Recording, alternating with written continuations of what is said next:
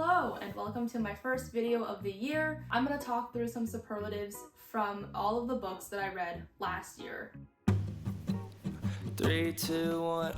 I got this idea from my book club, specifically my cousin in my book club, a true homie with a great creative brain. And if anyone from my book club is watching, I want you to know that this was recorded before we talked through all of our superlatives. Without further ado, let's get started. I hope you enjoy this presentation setup. This is how you know it's an official video from me, is because I have my clicker out, I have my PowerPoint presentation on my TV. This is honestly the best I could do in terms of a presentation setup. Some creators have a green screen. I have a TV.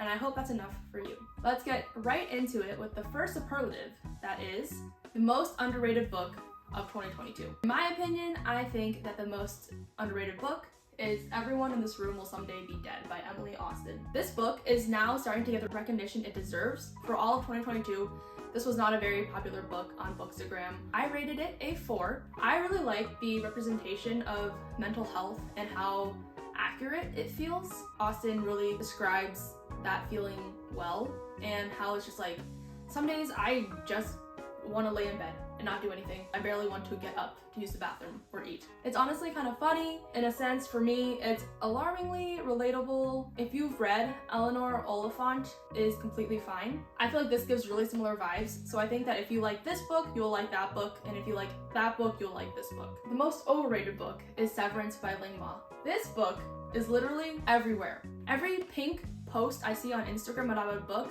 this one is in it. I rated it 3 stars. I would say that this is the most overrated because genuinely I feel like this was an aggressively average book. It wasn't that good for how popular it is. Maybe I am just not educated enough to understand the premise and all of the nitty-gritty of the book, but that is just my opinion. As a disclaimer, this whole presentation, all my opinions.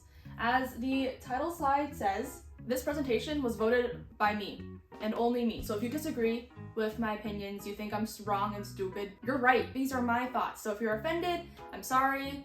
If you agree, great. If you disagree, even better. Let me know your thoughts, you know? I just don't think I was smart enough to get it. With that said though, I will say I really did like its depiction of being an Asian immigrant. And it mentioned shark fin soup. 1, I love shark fin soup.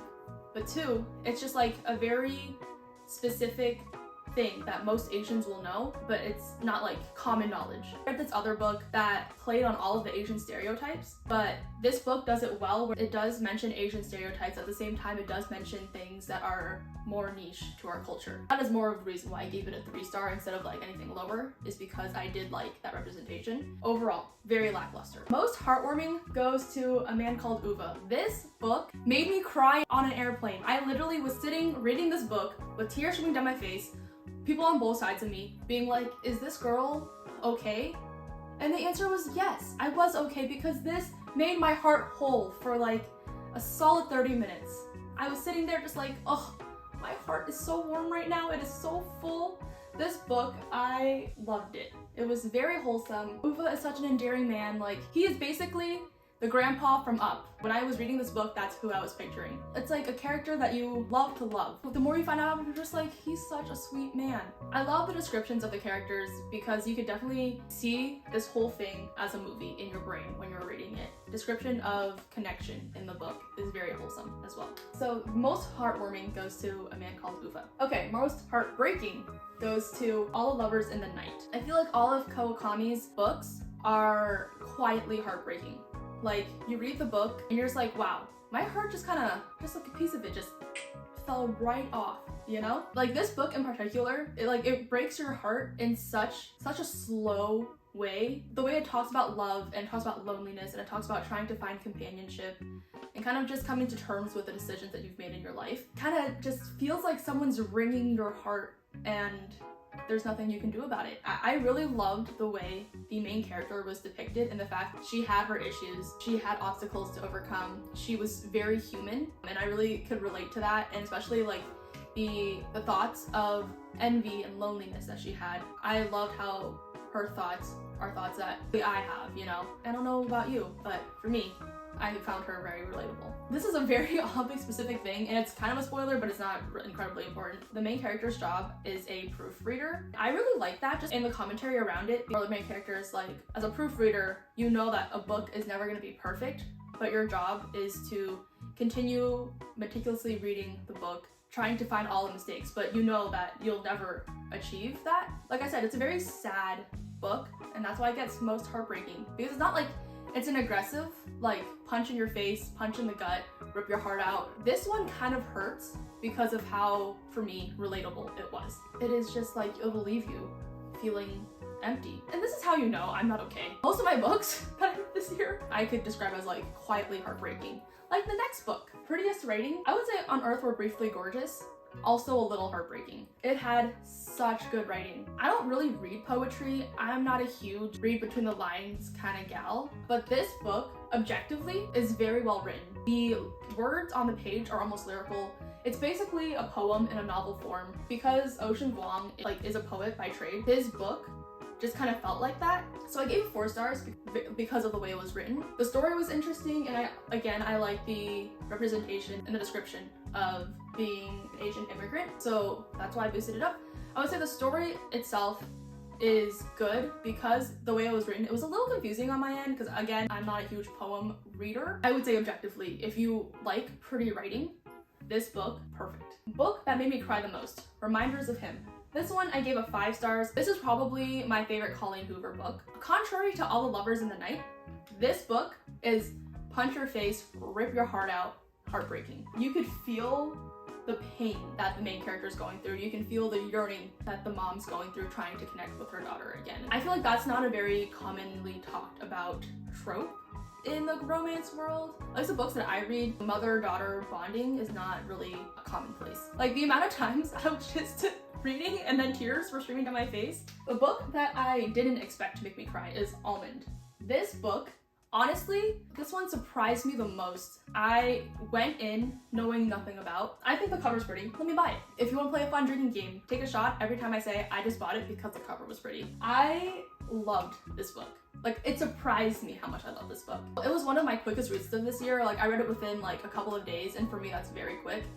Although this was like a smaller read, I like flew through this book. Such a great plotline, like such an interesting concept. Like the whole story, I loved it. So good. I love the fact that like the main character, it doesn't have the ability to feel emotions. Also, that's not a spoiler because you know that within the first like couple of chapters. Also, this book has really short chapters, so if you're into that, I feel like that's part of the reason why it was so easy to read, because the chapters were so short. Oh, this book made me cry, it made me laugh, made me really like think about and the ability to feel and like what it means to be human.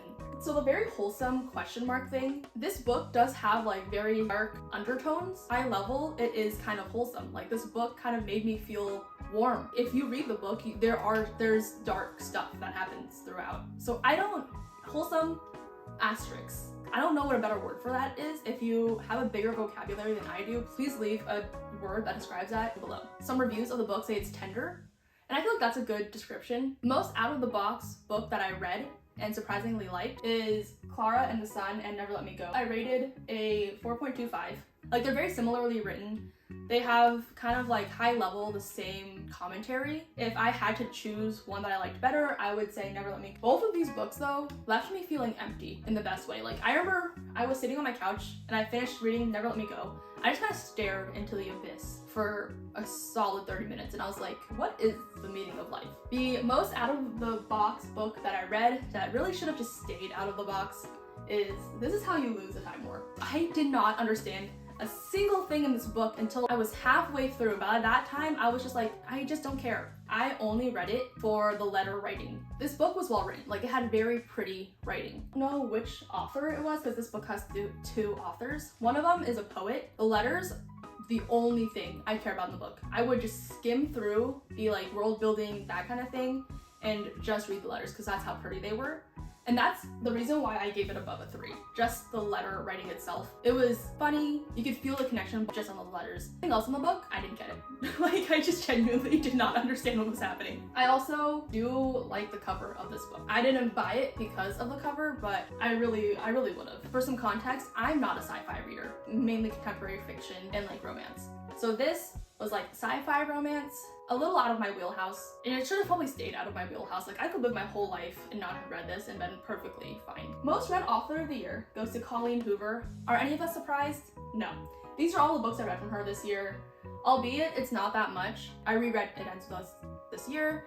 It Starts With Us, Reminders of Him, Heartbones, Verity, November 9. Not much to say besides I'm a basic bitch. Most disappointing, kind of a tie, but in different ways, between It Starts With Us and Every Summer After. By how much hype both of these books got, I just expected more. For It Starts With Us, it was probably my most anticipated book of the year. It kind of let me down. Like, there was no spice to it. It was a cute book, but it wasn't what I was expecting from Colleen. Like, I was expecting some trauma, but I just expected like a little more depth to the book. But it was very lighthearted, which if that's what you're looking for, this book is perfect for you. Like, it's very lighthearted, it's very cute, it's very wholesome. But from Colleen, I just expected more of like twists and turns of this. Like, I could have been fine not reading this and just reading It Ends With Us, and that would have been okay. Like, It Starts With Us, it did not hit like Ryle did. You know what I mean? Like, I could have so much more from this. For the second disappointing book of the year, it is Every Summer After. I rated this a 3.25. This book felt like if you took Love in Other Words and The Summer I Turned Pretty, mashed them together, and then took just the worst parts of it and put them in a book. To add some context, Love in Other Words is my favorite book, and I read that one first. And I might feel differently if I read this one first, but it's just like the plot is so similar that I'm like, there's no way that this book can live up to Love in Other Words, you know what I mean? This book owes Christina Lauren copyright infringement money. Because this, like I said, it just runs parallel to Love in Other Words. It does not hit as hard as Love in Other Words. The banter is mediocre at best. Hashtag Team Charlie. If you read the book, you'll get what I mean. I don't want to spoil anything further. I'm Team Charlie. There's no pizzazz. So yeah, this was disappointing because this book was just like super hyped up. I saw it everywhere. The most surprising like of this year, for me, 2 books. Taylor Jenkins Reid, One True Loves, and then as a tie, Almond. I already described Almond, so I'm not gonna go into that. For One True Loves, this book surprised me in a sense of like, yes, this is very typical romance book. But before, this was not a huge Taylor Jenkins Reid fan. Like, I could respect her writing and I liked her writing, but she wasn't one of my like diehard had to read every book that she wrote authors. This book I read in like a day. I really liked like the juxtaposition between the 2 main guys that the main character had to choose from. Like, the plot of this book, this is not a spoiler by the way, this happens in the first like couple of chapters of the book. The main character thought that her husband died, and then one day she wakes up to a phone call from her what she thought was late husband. It's kind of her figuring out her life and how he fits into that. I like the difference between the 2 guys. This book kept me hooked the whole time. It was easily 5 stars. And then again, Almond. Like, I didn't expect to like Almond as much as I did. Best cover of the year. I had no idea what this book was about until after I bought it because I thought the cover was pretty. Like, I saw the cover, specifically the UK one. This is a beautiful cover. I don't care, I'm buying the book. This book is a 4.5 for me. Like, it has a couple very unforgettable scenes. This book is very slice of life, not a huge riveting page turner. Like, it takes you into like the world of the book. All of the characters are fully fleshed out. They each have their own chapter, so you kind of get their point of view of what's happening. Like, honestly, this book is perfect for someone who's lost in their 20s. Like, because the main character is in her 20s and she's trying to figure out her life. And I just like the fact all the characters were messy. Like, they all had flaws. There was no character that was just like portrayed as better than all of the others. People describe the writing kind of like Sally Rooney. I don't like Sally Rooney books. Sorry if you're a stan, don't hate me, but I'm not a huge fan of her writing style. But this book, even though it was slice of life, really enjoyed it. The second best cover of the year is The Boy, the Mole, the Fox, and the Horse. Most likely to succeed, The Boy, the Mole, the Fox, and the Horse. This book, I didn't know anything about this book. I thought the cover was pretty, so I purchased it. But it was a 5-star rating. I didn't know that it was a picture book. Like, it's perfect for any age. In the book, it says this book is built for any age.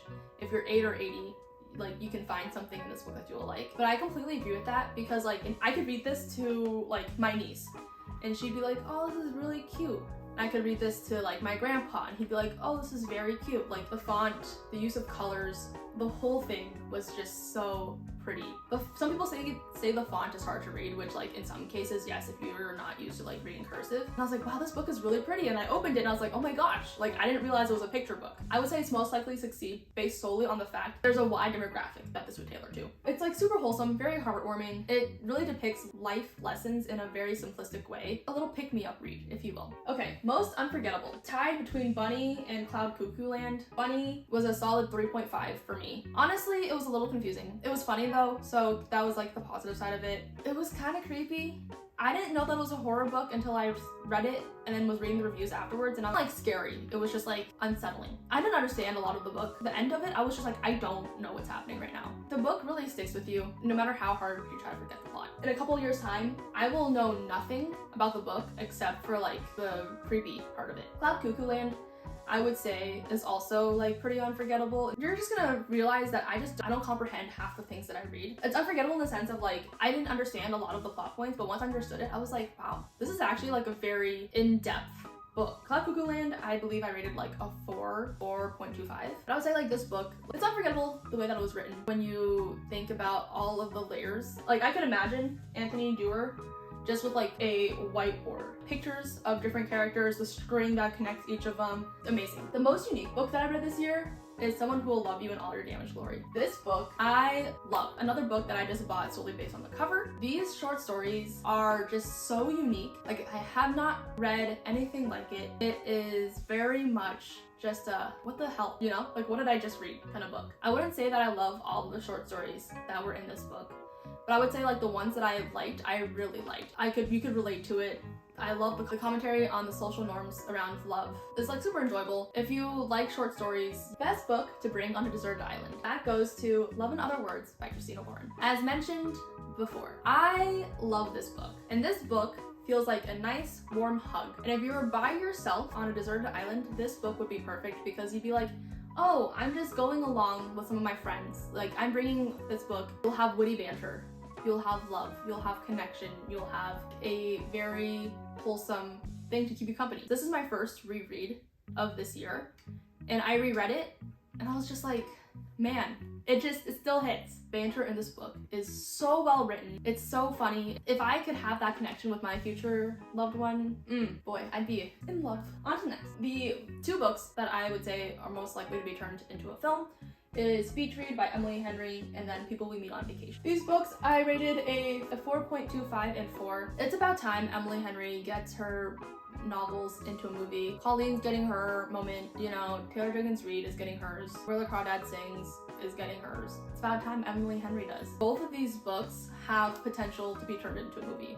Like when I was reading People That We Meet on Vacation, it was very much a, like, I could picture it happening. These are my votes for most likely to return to the film in the foreseeable future. We're wrapping up. We're getting to the end of it. The worst book I read of 2022 goes to The Last Post and Ghost Lover. Both for different reasons. Like they're both bad in different ways. Let's get into it. For The Last Post, I rated it 2.5 stars, which for me, rating anything lower than like a 3 means it's like, actually don't come near me for that book, in my opinion. Again, if you love this book, just skip to the next section. But this book is a disgusting case of pretty privilege. This whole book, she's pretty, he's pretty, let's be together because we're both pretty. Both characters had no redeeming qualities. The main girl character, I was like, you're so annoying and so self-entitled. The guy in the book was legitimately a stalker. Again, a disgusting case of pretty privilege. Like if the guy was ugly, this girl would get a restraining order in a heartbeat against this guy. No chance she would end up dating him. To top it off, the writing style was a little cringy. Like there were times where I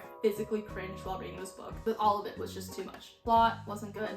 The writing wasn't good. I actually had really high hopes for this book too, because the bookstore I bought it from said that if you like It Ends With Us to read this one, don't. If you like It Ends With Us, don't read this. Not nearly as good, not nearly as well written. So all in all, this book, I just would skip it. I've heard really good things about Renee Carlino's writing and her other books. After this one, I'm less inclined to try them. I think in the future I will, just not anytime soon because this book really just turned me off of her writing and I could not get behind it. Ghost Lover, another book that I purchased because the cover was pretty. Like, look at that cover, guys. Come on now. That's a beautiful cover. And I was like, no way that the insides of this book could be that bad. So the writing style itself just wasn't my favorite. I feel like if you like this author's writing style, then you probably like this book. This is just my first book that I've read from her. It just wasn't my favorite. I didn't understand half of these stories in the sense of like I read it and I understood what was happening, but I just didn't understand what it was trying to say. Out of all of these stories, I didn't like any of them, which is actually a bold statement because for a short story book, you would think that I would like maybe one of them. The cover gave it a 2. The 0.25 was because it's not you, it's me. Don't like her writing. Like maybe it's a great book, just not for me. So the best book, I couldn't think of one book that I just loved more than all of the others this year. I split into 3 different categories. It makes my life a little easier because it's like choosing your favorite child sometimes where you're just like, I love all of you. I just love you in different ways, which is what my mom says to me whenever I ask who her favorite child is. We both know it's my brother. So my favorite romance book, obviously by the amount of times I raved about it, Love in Other Words, takes the cake, takes the whole bakery. The best nonfiction I read is Everything I Know About Love by Dolly Alderton. I rated like a 4 to 4.25-ish. If you're in your 20s and you're just like, what the hell am I doing? This book is great for you. It talks about friendship, it talks about love, it talks about being lost and confused and not knowing anything about anything. Love this book. Great nonfiction. I didn't read a whole bunch of nonfictions that I liked this year, so this takes it. My favorite contemporary fiction book, Almond. Come on, were any of you surprised? I don't think so, because of the amount of times I just mentioned this book. This book is great. This book is so cute and so surprising. Anyways, so these are my 3 favorite books of this year. And this whole video was me talking about my 2022 reading superlatives. Thank you again to my book club and my cousin for coming up with this idea and keeping me fresh as a content creator. If you like this video, let me know in the comments down below, and maybe I'll do it again next year with the same awards, with different awards. If you have any ideas for superlatives for next year, let me know. Let me know some of your favorite, non-favorite books that punched you in the face kind of thoughts down below. I'm always looking for new book recommendations. All right, like, comment, and subscribe if you haven't already. I'm learning to be a real YouTuber, guys. Slowly but surely, that's what's happening here. I hope you enjoyed the video. I hope you got some recommendations. That was it for today's video. I'll see you guys in the next one. Bye! So, shout out to my new tripod. Come on, baby. We are in it this year. What the fuck am I doing? Okay, good enough.